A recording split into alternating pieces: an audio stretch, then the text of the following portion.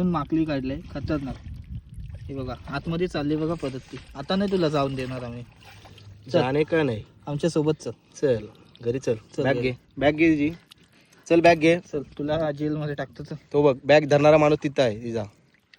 बघूया थोडा वेळ. कारण आता पाणी आहे ना ऍक्च्युली हे बघा भरत चाललाय आणि त्याच्या आतमध्ये अयो, अयो, बाई, बाई. आहा. कौशल हम्म तू ये